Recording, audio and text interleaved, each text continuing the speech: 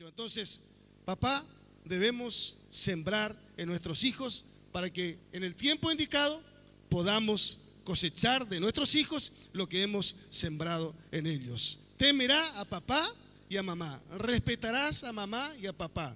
Hoy en día las cosas son muy diferentes. Hoy vemos hijos contestando a mamá, a papá y hasta pegando a mamá y a papá en algunos casos, siendo irrespetuoso con papá y con mamá. La Biblia no dice eso.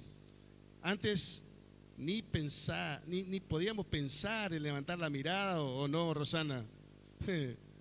Vos no vas a saber qué va a contestar. De acá así más o menos.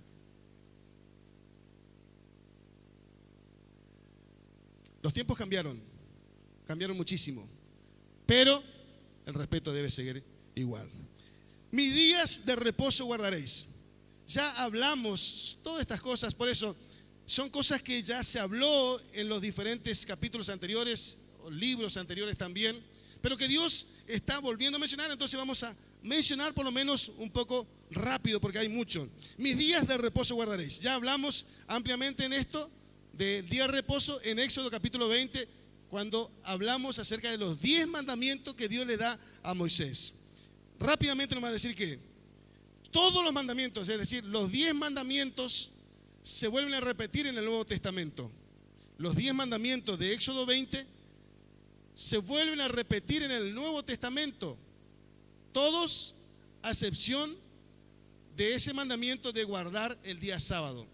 Todos los mandamientos se repiten, pero en ninguna parte del Nuevo Testamento la iglesia primitiva habla de que se tenía que guardar el sábado. Todos se repiten menos ese mandamiento. Jesús se refirió al tema. Mateo 12:8 dice: porque el Hijo del Hombre es Señor del día de reposo. Jesús no guardaba el día de reposo. Él dice, por eso tuvo problemas con los religiosos de la época. Mateo 12:8, porque el Hijo del Hombre es Señor del día de reposo. Marcos 2:27 y 28, el día de reposo fue hecho por causa del hombre, dice Jesús, y no el hombre por causa del día de reposo. Fíjese lo que dice Jesús. El día de reposo fue hecho por causa del hombre y no el hombre por causa del día de reposo. ¿Qué está diciendo? Que el Hijo del Hombre, Jesús, es mayor al día de reposo. Es más, Jesús es mayor al día de reposo, Jesús es mayor a la ley, Jesús es mayor a Moisés, Jesús es mayor al templo, al tabernáculo, Jesús es mayor a todo. Por eso dice,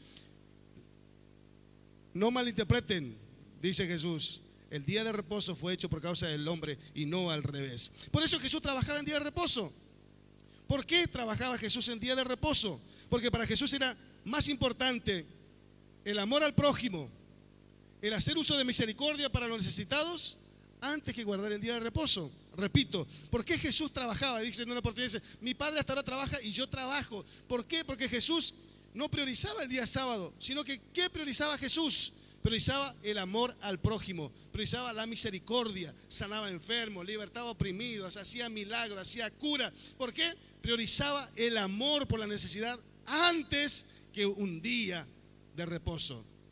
Considero y creo que el que quiera guardar el día de reposo, que lo guarde. No considero que sea pecado. Si lo hace en fe, lo hace para la gloria de Dios, que lo guarde el día de reposo, está bien. Pero pienso que si nosotros en nuestra dispensación, Jesucristo vive en nosotros, como diría el apóstol Pablo en Gálatas 2:20, o sea, con Cristo estoy juntamente crucificado, o sea, no vivo yo, Cristo ahora vive en mí. Si nosotros realmente Cristo vive en nosotros, repito, si Jesús vive en nuestras vidas, todos los días serán para Cristo. Nuestra vida estará totalmente rendida y consagrada para Cristo. No solamente un día, no solamente un sábado, sino que de lunes a lunes, cuando Cristo habita en la persona, esa persona se consagra para Dios. No un día, sino que todos los días. Amén. Gloria a Dios. Y dice, ¿cómo termina este versículo? Yo Jehová. Firma, yo Jehová vuestro Dios. Y pone el gancho. La firma del Todopoderoso. Versículo 4, vamos un poquito más. No os volveréis a los ídolos, ni haréis para vosotros dioses de fundición. Yo, Jehová vuestro Dios. El pueblo de Israel lamentablemente fue muy contaminado por los egipcios y siempre fue muy propenso a la idolatría. El pueblo de Israel vio la gloria de Dios, vio la manifestación de Dios, ya lo hemos visto en los capítulos anteriores, lo hemos visto en Éxodo, allá en el monte Sinaí, ya lo vimos una y otra vez Dios manifestándose en una manera visible, audible. Pero el pueblo de Dios, primeramente contaminado por los egipcios y luego después por las naciones paganas, tierras cananeas, siempre fue propenso a la idolatría. Por eso es que Dios otra vez le está advirtiendo sobre el pecado de idolatría. Muchísimas veces Dios le habló sobre este pecado. ¿Por qué le habla?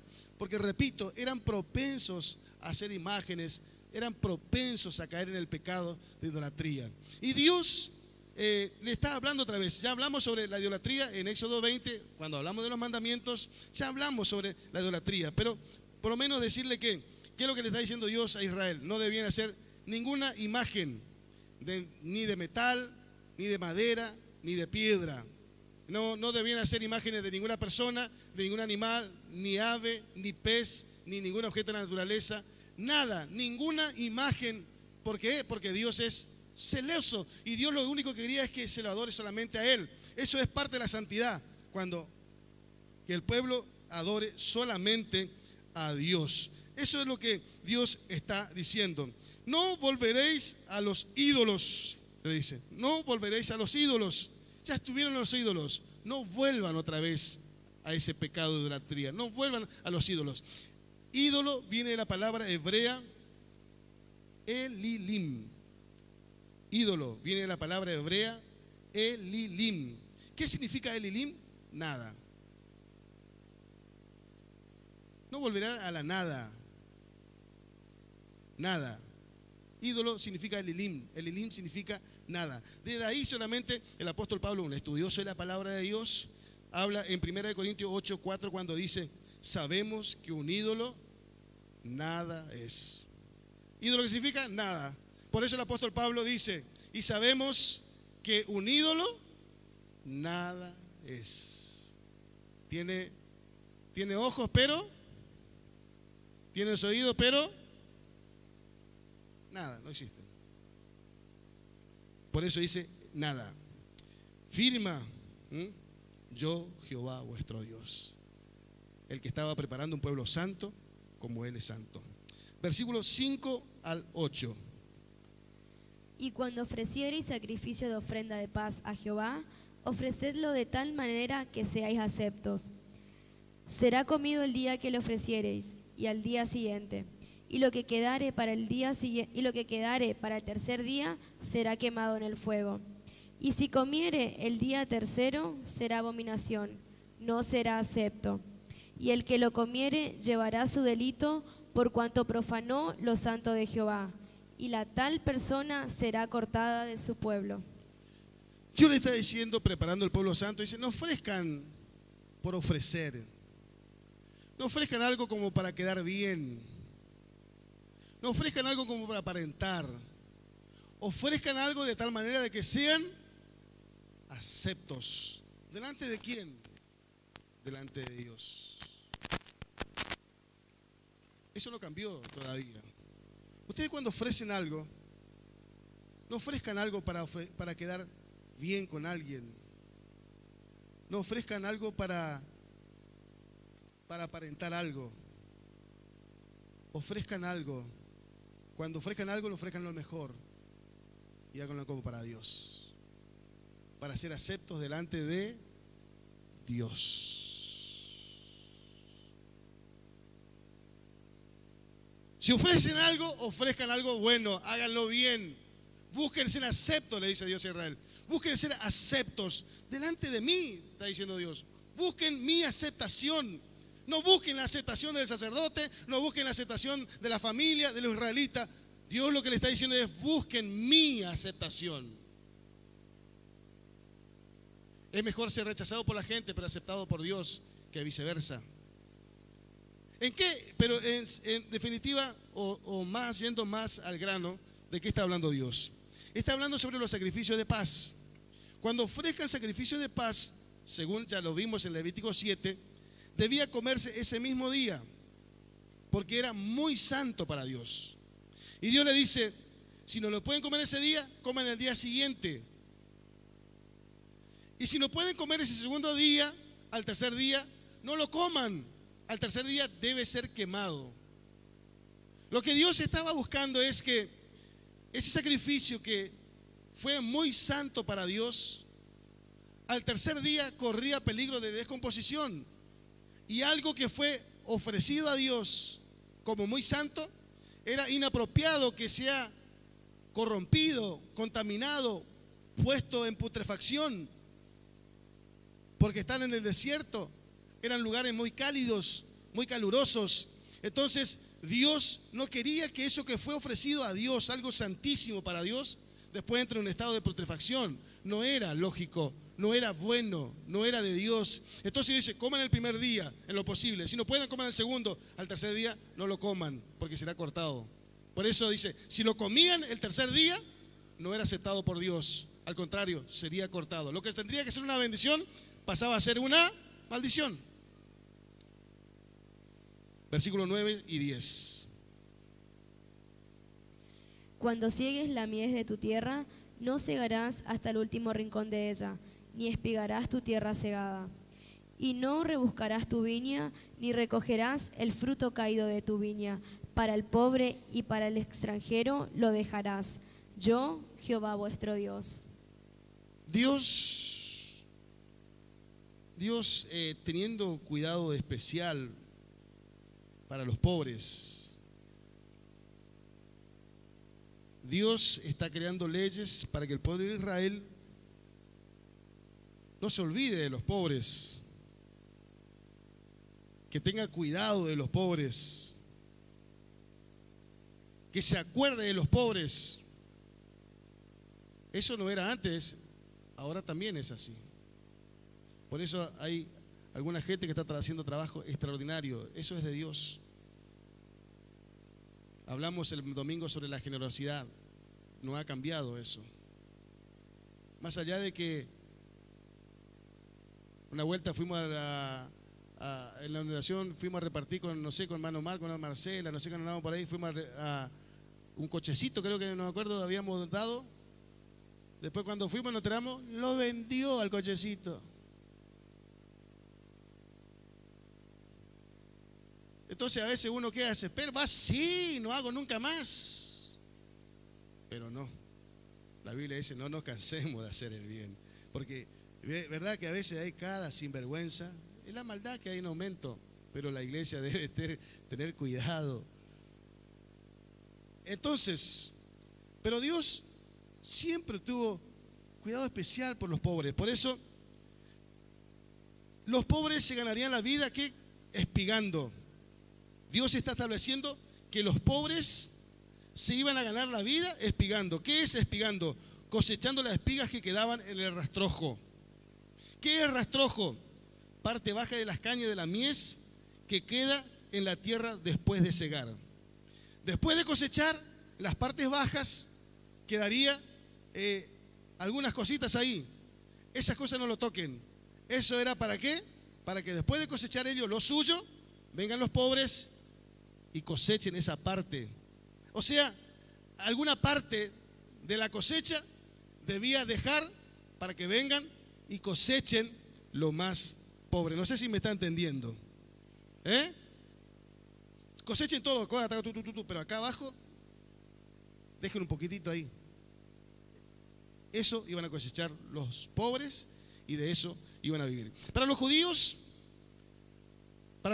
la generosidad para los pobres era una institución divina. Antes y después también. Ellos tenían, fíjense los fariseos se caracterizaban en ayudar a los pobres. Ellos, los judíos que eran religiosos judíos, se caracterizaban en dar limones a los pobres. ¿Sí o no, Juancito? Pero ¿sabe por qué Dios le da con un palo? Porque ellos daban limones, ayudaban ¿a quién? A lo que ellos querían. Pero lo que no lo querían, arreglate. Eso hace cualquiera. Entonces, por eso es que Jesús le da con un palo.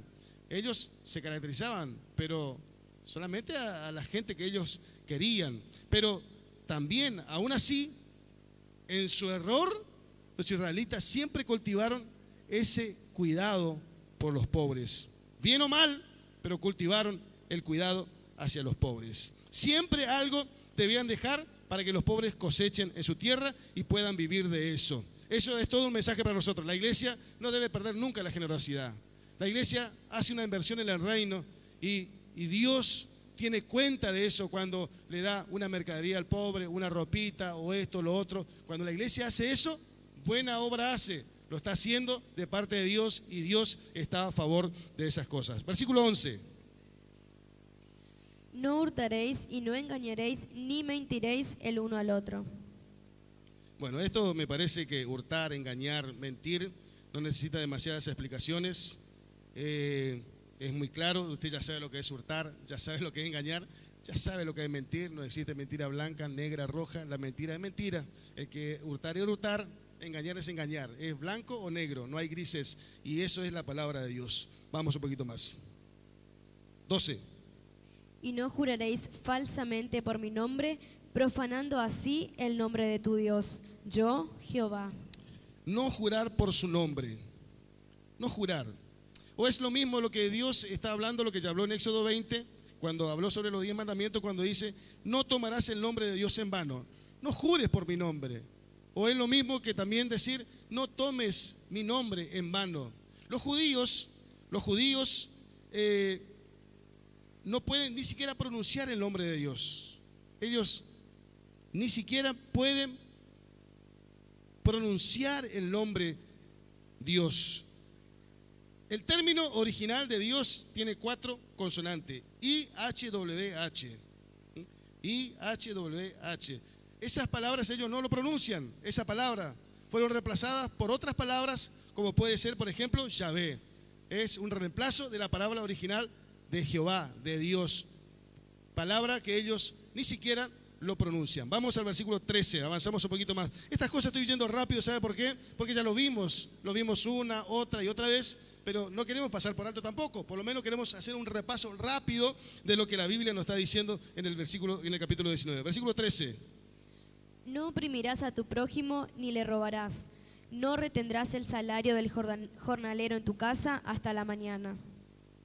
Dios que es justo, Dios es justo, Dios es Dios de orden, le ordena a los patrones que no abusen de sus empleados, ni que tampoco engañen a sus empleados. Dios, que está en todos los detalles, le está ordenando a los patrones que tan pronto como se ganó el dinero, se lo pague. Trabajó, se ganó el trabajo, pagale. ¿Por qué? Porque es lógico. La persona necesitaba para vivir el pan de cada día, necesitaba vivir su vida diaria. Entonces por eso Dios, pensando en todas las cosas, Dios le dice, se ganó el trabajo, se ganó los 100 pesos, dale los 100 pesos, pagale, sé justo, no le engañe, no le mienta, no te abuses de tu empleado, sé justo. ¿Por qué? Porque Dios es justo. Versículo 14. No maldecirás al sordo y delante del ciego no pondrás tropiezo, sino que tendrás temor de tu Dios, yo, Jehová.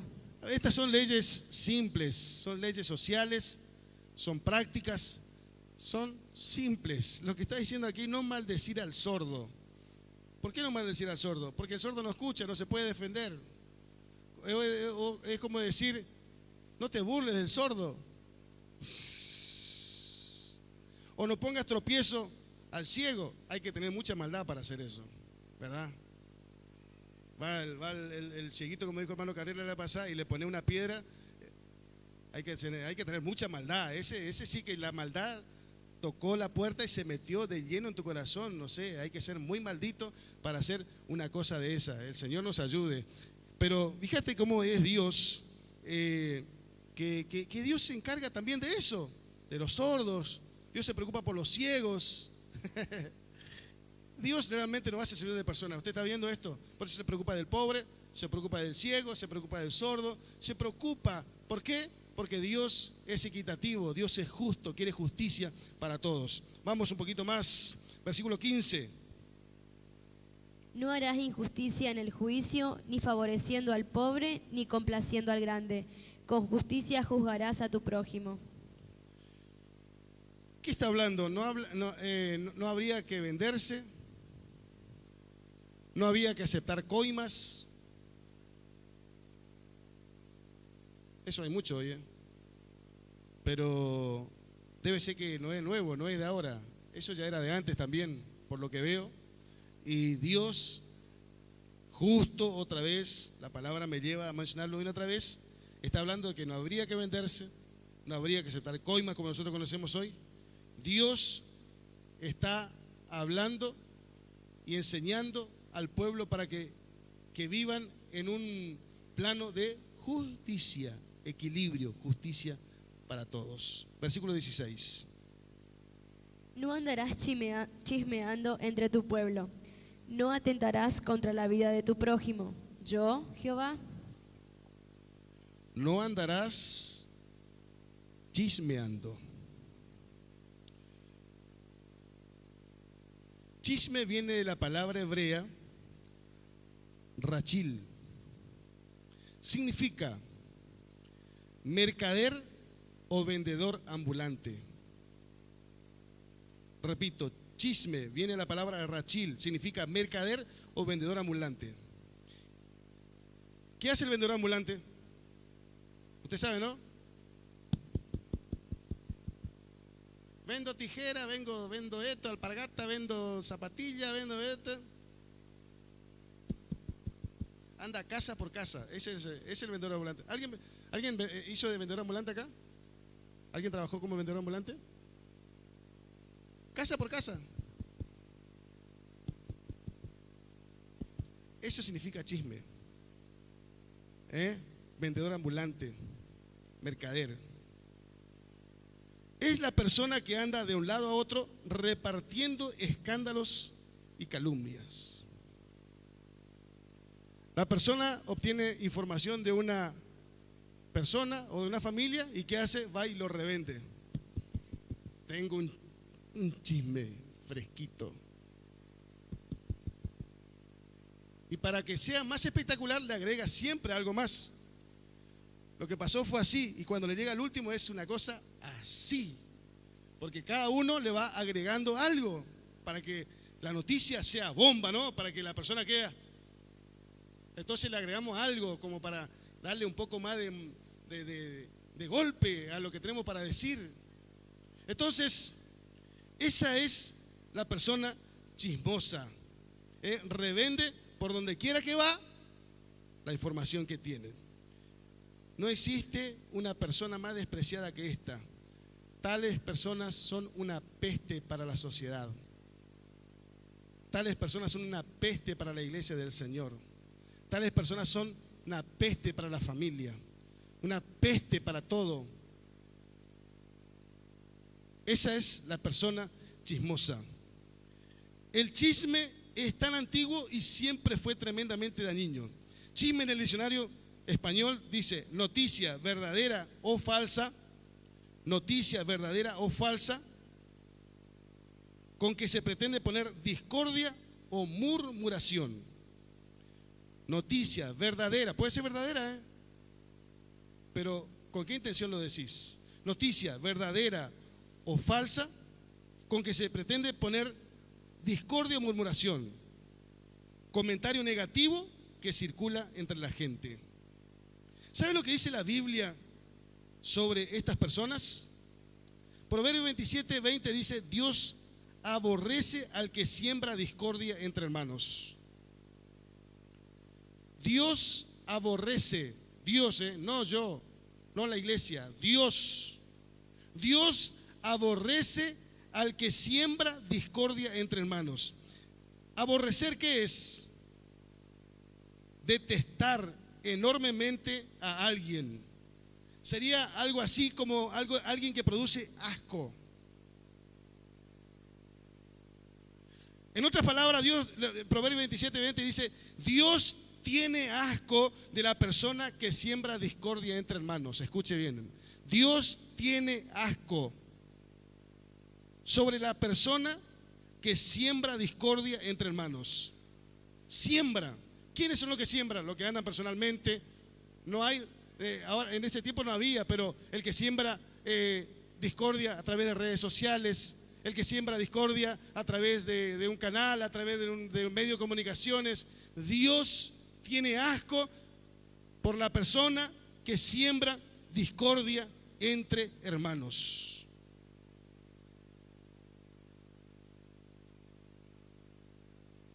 Proverbios 18:8 dice que donde no hay chismoso, cesa la contienda. Cuando hay mucha contienda, ¿contienda qué significa? Contienda habla de enfrentamiento, discusiones. ¿Cuándo es que en la iglesia o en la familia o donde sea hay muchos enfrentamientos? Hay muchas peleas, hay muchos desencuentros, hay muchas discusiones. ¿Cuándo? Cuando hay muchos chismosos. Para que haya muchas discusiones, muchos enfrentamientos, se necesitan muchos chismosos. Pastor, ¿qué hay que hacer para que se termine con estas cosas? Con las discusiones, con los enfrentamientos. Hay que parar con la lengua. Porque tiene la capacidad de encender semejante bosques. ¿Qué hacer, iglesia, para terminar con los enfrentamientos, con las contiendas? Hay que cortar con los chismes. Y esa es una decisión. Salvo que usted o yo queramos dar asco en el corazón de Dios. Yo sé que ninguno de nosotros queremos ser asquerosos delante de la presencia de Dios. Proverbios 16:28 dice: fíjese el poder destructivo que tiene el chisme. Fíjese el poder destructivo que estoy haciendo un repaso. Yo ya prediqué sobre esto, pero estoy haciendo un repaso sobre los puntos más importantes. 16:28 de Proverbios dice que separa aún a los mejores amigos. El chisme tiene la capacidad de separar a dos personas que tuvieron años de amistad, años de estar juntos, pero el chisme, si no es frenado a tiempo, tiene la capacidad de separar. Eso dice la Biblia. Separa aún a los mejores, no a un amiguito así nomás, a los mejores amigos. Fíjese si no es destructivo el chisme. Muchas otras cosas más hace. Pero es categórico Proverbio 20:19. Fíjese lo que dice: no te entremetas con el suelto de lengua. O sea, el sabio está hablando, no solamente no sea chismoso, no sea chismosa, sino que además de eso, no te juntes con el chismoso. Porque te va a contaminar. Una vez no le va a escuchar, la próxima un poquito. Evita dolores de cabeza. Eso es lo que está diciendo el sabio Salomón. Un hombre según la Biblia más sabio que dio nuestro planeta Tierra, sabiduría dada por Dios. No te metas. Mejor guarda distancia. ¿Quién firma? Yo, Jehová. Versículo 17. Vamos un poquito más. No aborrecerás a tu hermano en tu corazón. Razonarás con tu prójimo para que no participes de su pecado. Versículo 17 de la palabra de Dios. No aborrecerás a tu hermano en tu corazón. Razonarás con tu prójimo para que no participe de su pecado. Le ayudarás, le aconsejarás. Pero dice: no aborrecerás a tu hermano. El Nuevo Testamento es categórico sobre esto, sobre todo Juan. Sobre aborrecer al hermano. Primera de Juan 3:15 dice: cualquiera que aborrece a su hermano es homicida. Aborrecer, dijimos que es tener asco, detestar. Cualquiera que tiene asco por su hermano es un asesino.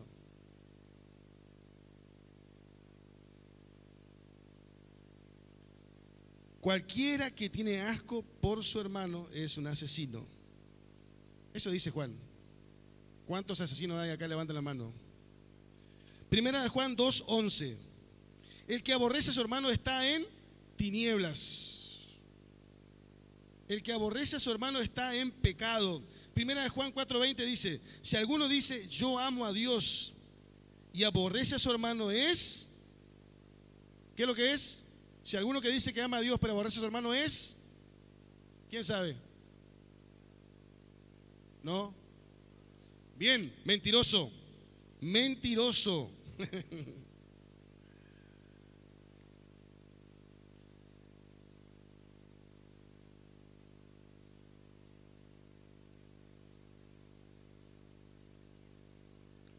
Que el Señor nos ayude. Que el Señor nos ayude y nos ayude mucho.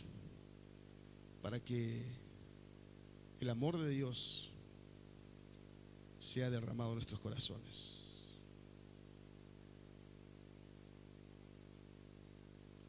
Necesitamos el amor de Dios, iglesia. Necesitamos el amor de Dios en nuestros corazones.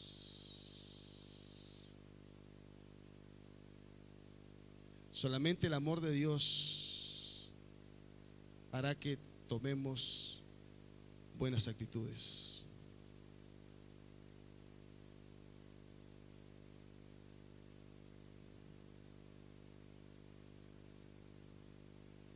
Yo estaba orando esta tarde acá. Siempre pasa algo los días martes. Gracias a Dios en el tiempo de oración. El martes pasado Dios me dio la palabra que prediqué el día domingo. Así como estás. No le agregué nada. Podía hacer un estudio de ese mensaje, pero lo prediqué tal cual como Dios me lo dio.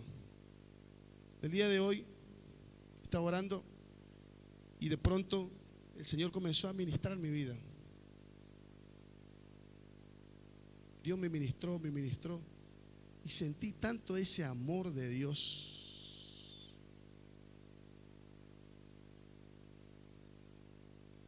Que me levanté, salí e hice algo que nunca lo haría si no fuese Dios.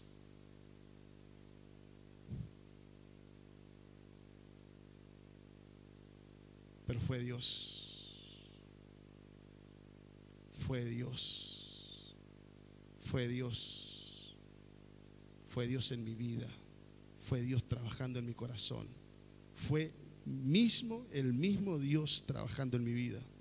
No pude aguantar, no pude resistir. E hice lo que Dios me indicó.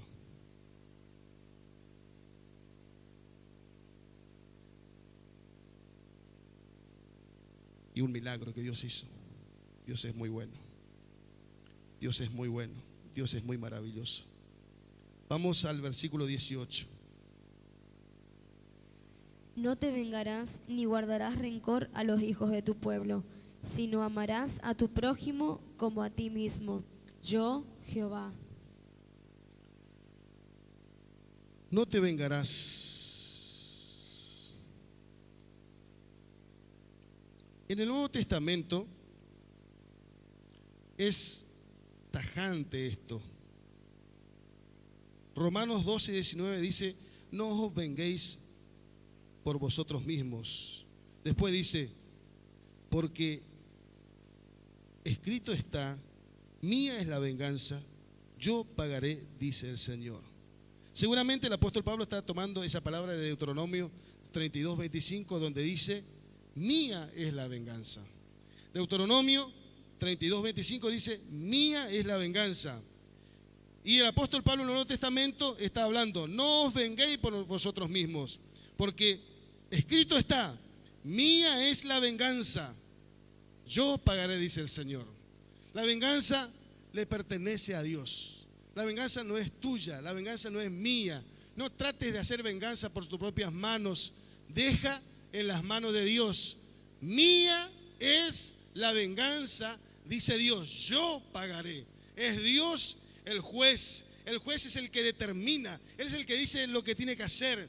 Y te puedo asegurar, cuando la pesada manito de Dios cae sobre alguien, que el Señor se apiade, porque Dios es tremendo. Vamos un poquito más, versículo 19. Mis estatutos guardarás. No harás ayuntar tu ganado con animales de otra especie. Tu campo no sembrarás con mezcla de semillas y no te pondrás vestido con mezcla de hilos.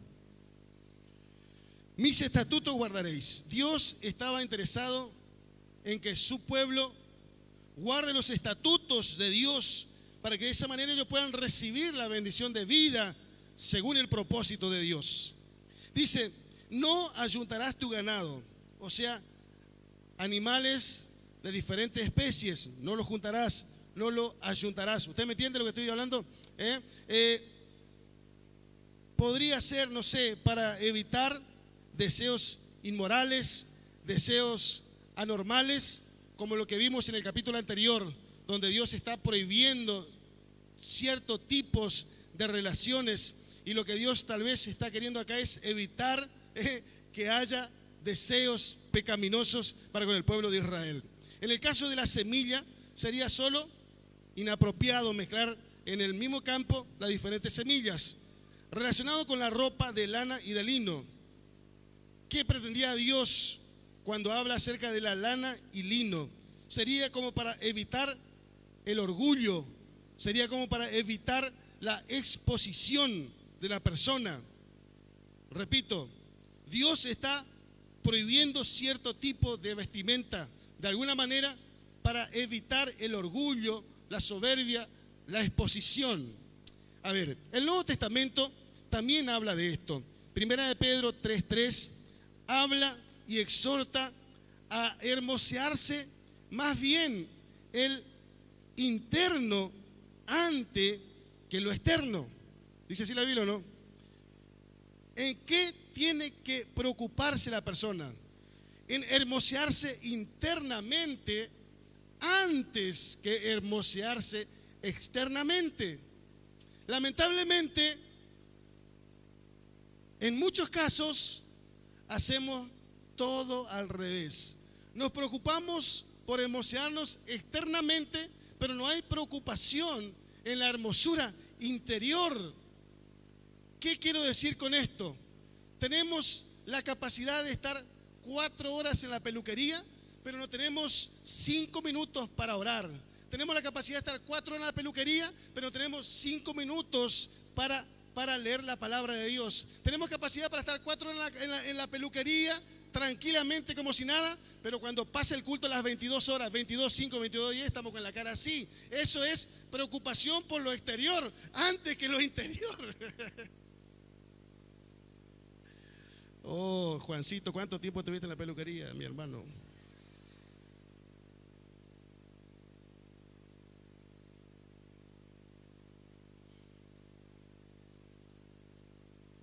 Somos capaces de gastar fortuna en ropa, en sandalias, en peluquería, pero no somos capaces de traer la ofrenda y el diezmo para la obra del Señor.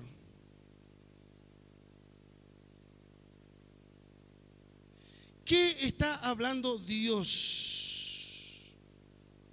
Yo con esto no estoy diciendo que usted sea una crota o un croto.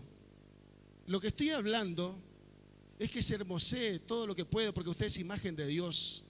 Pero sobre todas las cosas, si usted tiene capacidad para estar 4 horas en la peluquería, también tiene que tener la capacidad para buscar de Dios, para ser una persona amable, respetuosa, bondadosa, misericordiosa. Eso es lo que Dios pretende. No solamente lo exterior, sí, y descuidar lo interior.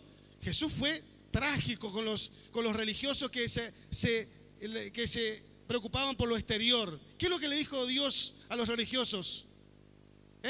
¿Sabe lo que le dijo? Sepulcro blanqueado. Por afuera estaban hermosos, pero por dentro estaban podridos.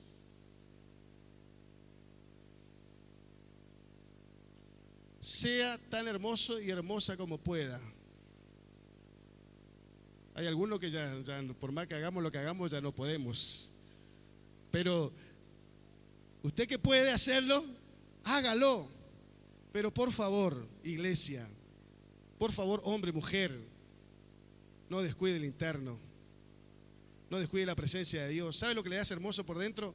La presencia de Dios. ¿Es así o no, hermano Marco? La presencia de Dios es lo que te hace hermoso. por dentro. Esa es la chance que tenemos la persona como yo, más o menos, de parecernos un poco hermoso al llenarnos de la presencia de Dios. ¿Por qué piensa que busco tanto de Dios? Es una chance que tenemos nosotros de parecernos hermosos y resplandecer como lo hacía Moisés, más o menos, ¿viste? Entonces tenemos ese. Pero a ver, hablando en serio, lo que Dios está diciendo, lo interno, señores, lo interno, el corazón. Hoy tenemos muchas bellas personas por fuera. Nos preocupamos por venir a la casa hermosos y hermosas, pero por dentro tenemos muchas cosas, no digo podridas, pero muchas cosas feas en el corazón. Debemos preocuparnos antes que todas las cosas que tu corazón esté limpio y sea hermoso delante de Dios, no viviendo una apariencia, sino una belleza real, una belleza verdadera. Amén. Vamos, versículos 20 al 22. Si un hombre yaciere con una mujer que fuere sierva desposada con alguno, y no estuviere rescatada, ni le hubiere sido dada libertad, ambos serán azotados. No morirán, por cuanto ella no es libre. Y él traerá a Jehová a la puerta del tabernáculo de reunión un carnero en expiación por su culpa.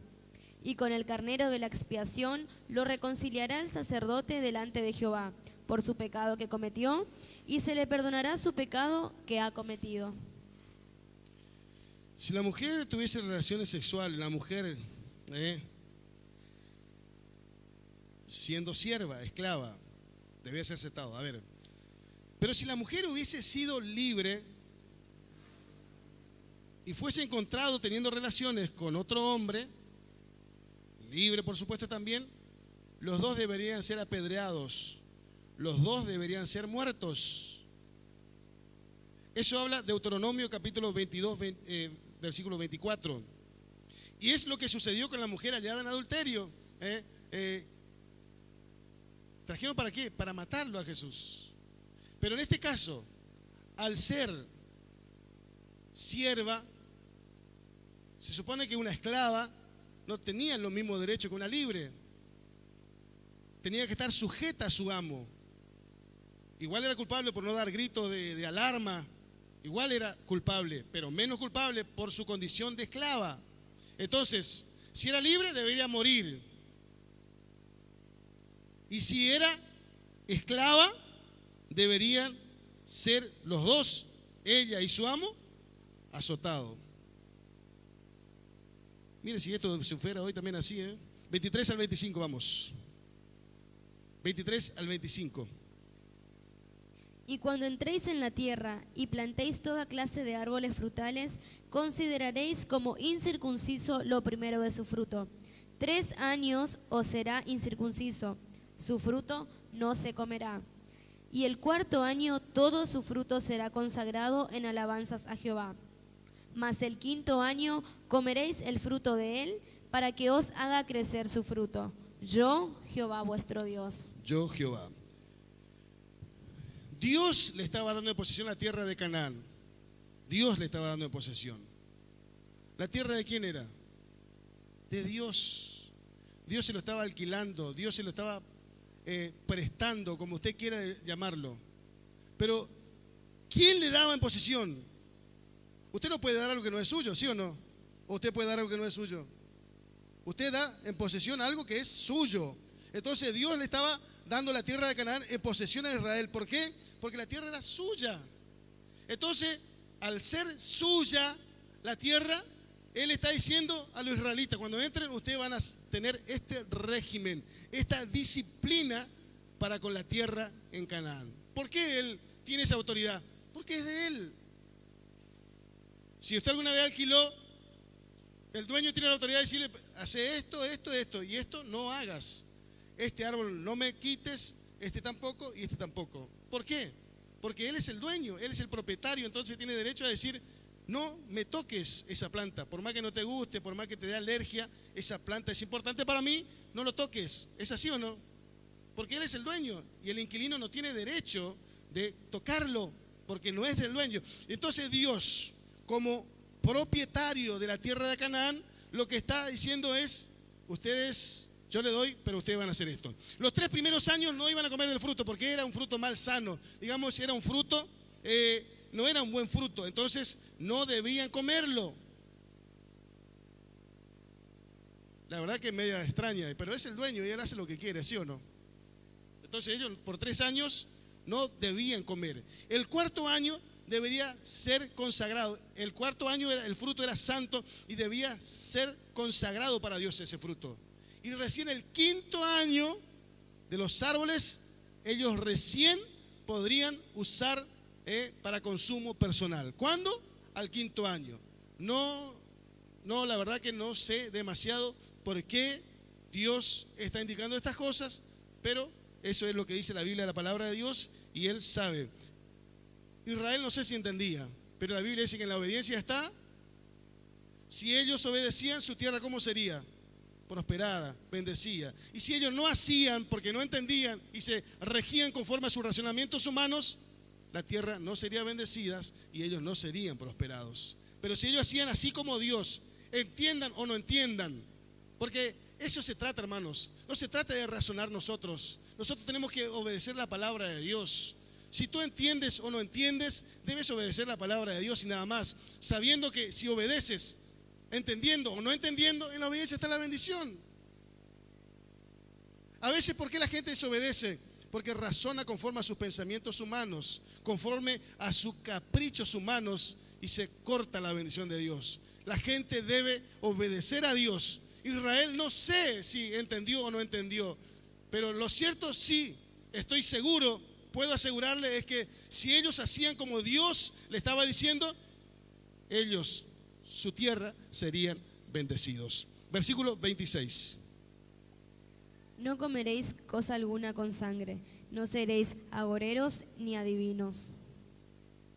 No seréis agoreros, viene de la palabra nachas, significa serpiente. Lo que Dios tal vez esté prohibiendo es la adivinación por serpientes, como los historiadores dicen que los griegos practicaban adivinación con serpientes.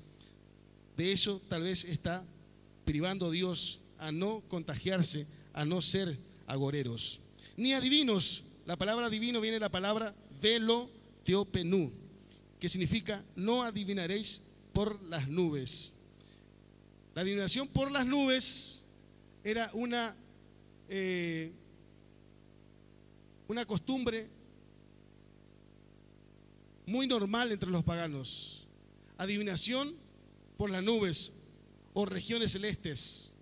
Regiones celestes, usted ya sabe, principado, potestad, gobernador de la tiniebla, huestes espirituales de maldad. ¿A dónde? En las regiones celestes. Lo que practicaban estas naciones paganas es adivinación por los demonios, bajo la influencia de Satanás. Y Dios lo que está diciendo, no hagan eso por el amor de Dios, no se contaminen con los paganos, no invoquen ningún demonio, no hagan nada raro. Versículos 27 y 28. No haréis tonsura en vuestras cabezas, ni dañaréis la punta de nuestra barba. Y no haréis rasguños en vuestro cuerpo por un muerto, ni imprimiréis en vosotros señal alguna. Yo, Jehová. A ver, algunas cosas no tienen sentido analizarlo, se practicaban en Egipto, pero sí decir que no imprimiréis en vosotros señal alguno. Este está hablando acerca de los tatuajes. Tatuajes. El Señor está prohibiendo para los israelitas hacerse señal alguna. Era un pueblo santo, Él quería hacer diferencia. Hoy, al día de hoy, nuestro cuerpo es templo del Espíritu Santo de Dios, y el que no lo hace, considero buena obra hace en no contaminarse y en no imprimir nada que diga nada, nada, ni siquiera el nombre de una persona, porque Dios tiene que ser más importante que la persona. Ninguna señal, nada que indique adoración a algo, que indique algo, no. Nuestro cuerpo pertenece no a nadie más que a Dios. Primero Dios, después el resto, para los matrimonios. 29, versículo 29. Versículo 29. No contaminarás a tu hija haciéndola fornicar, para que no se prostituya la tierra y se llene de maldad. Prostituir a las hijas, increíblemente, era algo muy común en aquella época. Era algo hasta casi cultural el hecho de prostituir a las hijas antes de darla en casamiento.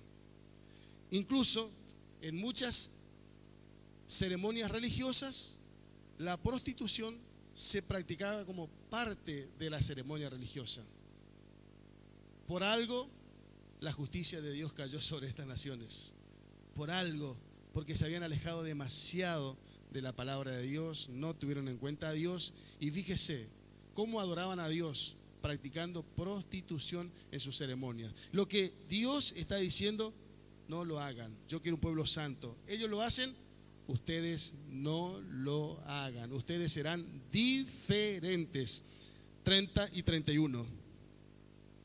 Mis días de reposo guardaréis, y mi santuario tendréis en reverencia. Yo, Jehová.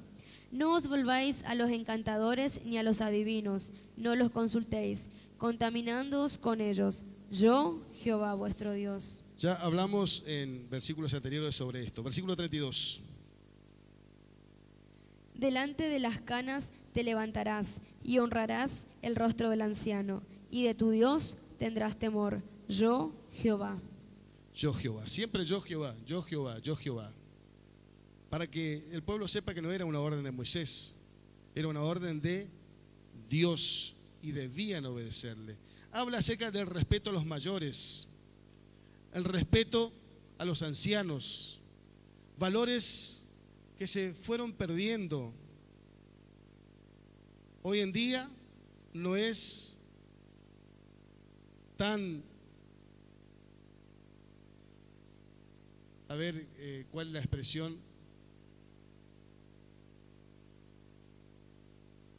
Se perdió ese respeto por los mayores, se perdió ese respeto por los ancianos. El mundo en la contaminación, los jóvenes en la contaminación de este sistema que está cayéndose a pedazos. Usted lo habrá visto como yo, gente burlándose de los ancianos, burlándose de cómo camina, burlándose de cómo habla, burlándose de esto. Pero la Biblia no habla de eso. Aquí, y yo considero que esto es una norma de vida de las personas, y era para los israelitas y es para nosotros hoy, de respetar las canas, de respetar los ancianos, de respetar nuestros ancianos. Eso es lo que Dios está hablando a israelita, y creo que es una buena costumbre, ¿no, hermano Marcos? Es una buena costumbre, y nosotros como iglesia debemos practicar estas buenas costumbres. Lamentablemente, muchas cosas que son buenas le llamamos malo, y muchas de lo malo le llamamos bueno. Bueno, estas son cosas buenas, buenas costumbres, y la iglesia debe practicarlo. La iglesia debe cultivar el respeto, el respeto por los mayores. Versículo 33 y 34, y nos estamos acercando al final.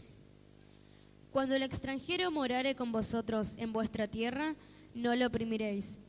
Como a un natural de vosotros tendréis al extranjero que more entre vosotros, y lo amarás como a ti mismo, porque extranjeros fuisteis en la tierra de Egipto.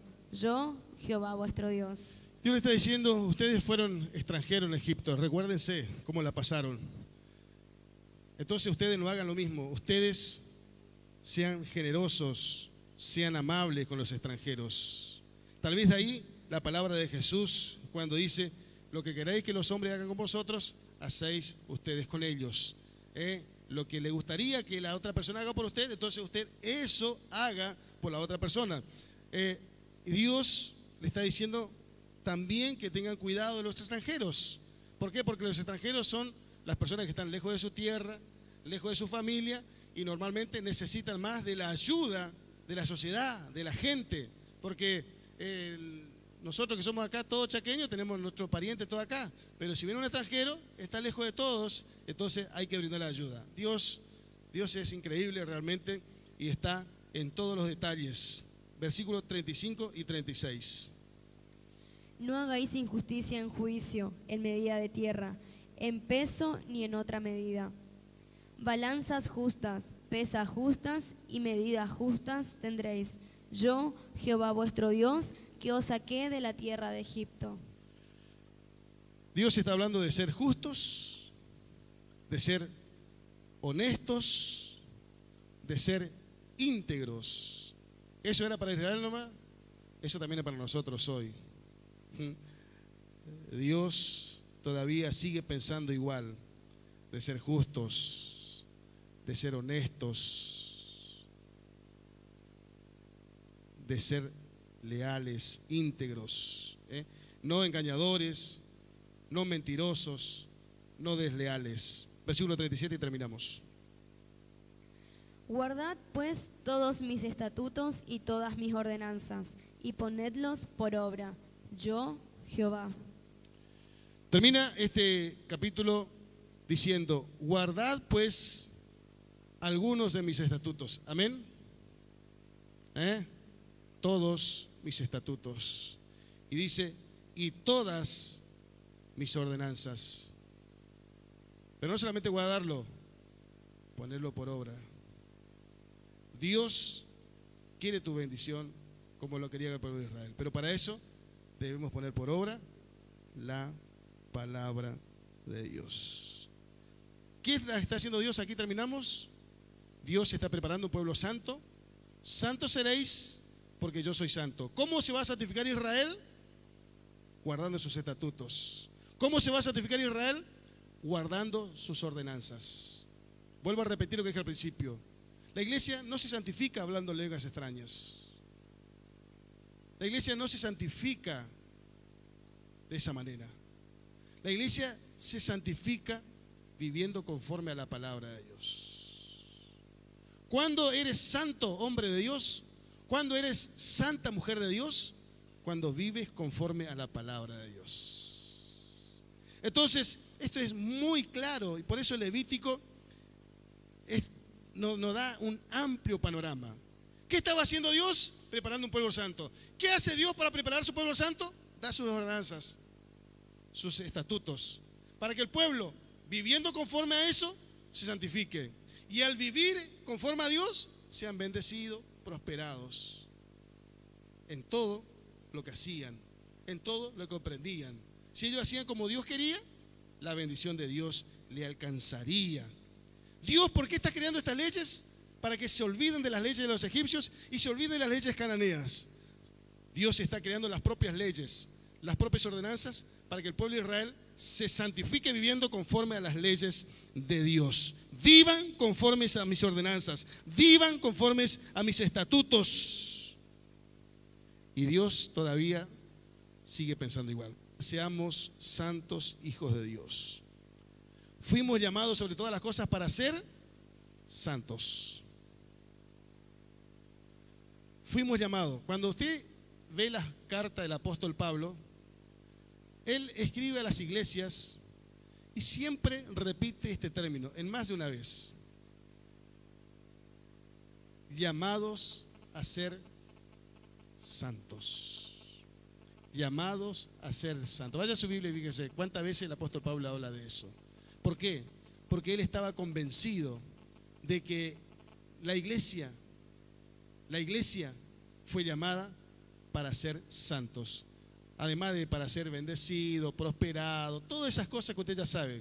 Pero fundamentalmente, usted y yo fuimos llamados para ser santos. Es decir, fuimos llamados para vivir conforme, no a sus propios razonamientos, sino conforme a la palabra de Dios. No conforme a las leyes mundanas, paganas, idólatras, sino conforme a la palabra de Dios. Viva conforme a la palabra de Dios.